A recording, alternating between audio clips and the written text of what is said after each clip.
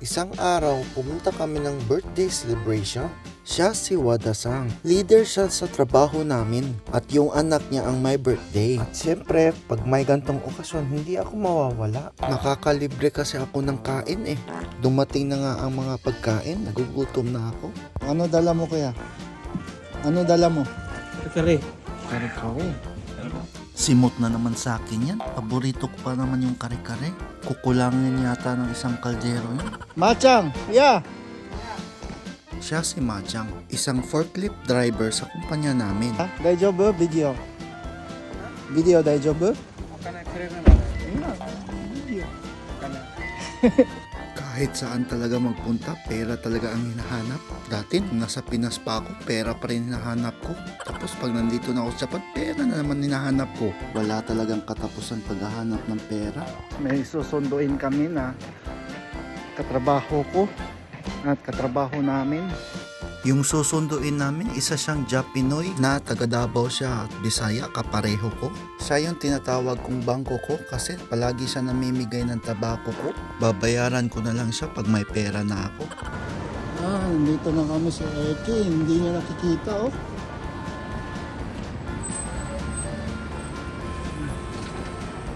Oh, hindi nyo rin nakikita, no?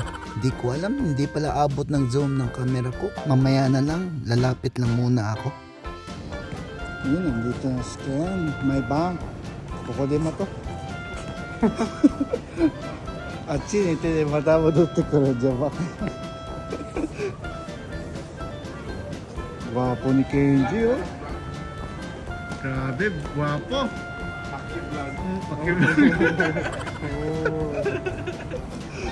Ayun, oh. Siya yung bangko ko. Bangko ng Yossi ko. Ano, nakabili ka ba madaming Yossi?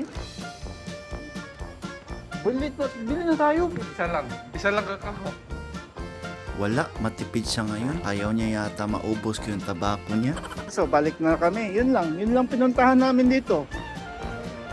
Babalik na dun sa, ano ba yan? Shop ba yun na Philippine restaurant? Yata. So ayun, nakabalik na kami sa party house.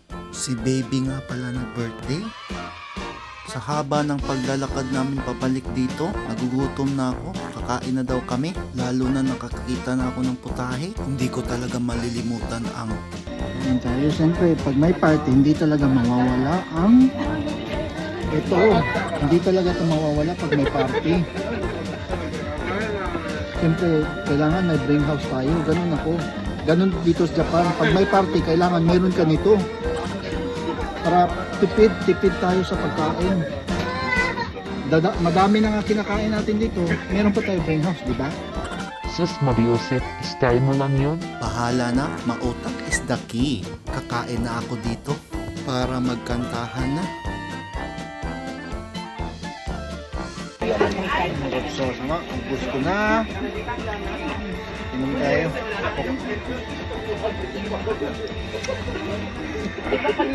Busog na, Ken? Busog. Ubus. Kan na pati buto. Ginawa mo pa akong aso.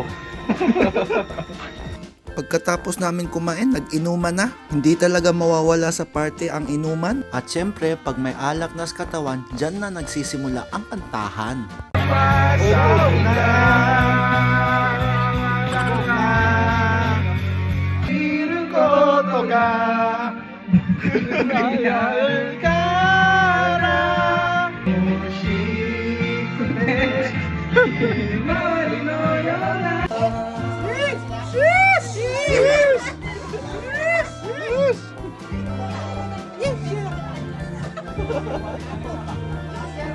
Siyempre, hindi rin ako magpapatalo sa kanta. Kumakanta din ako.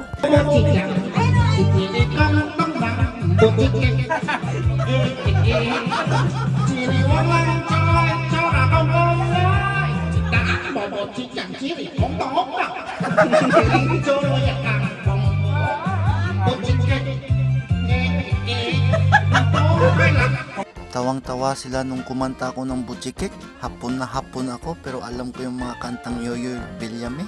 Okay na yun, napasaya ko sila kahit papano. Grabe, nabusog ako doon. Uminom ng konti, siyempre. Hindi mauubos yung pagkain. Siyempre, magtitira ako para sarili ko mamaya. Dadala tayong pagkain doon. Grabe, ang dami na balot, oh. Ito mga balot. Basta may parte, balot agad. Oh, dinuguan. Ayan na, so may pang-ulam na bukas. Nakuha ko na yung gusto ko. Wachi chow!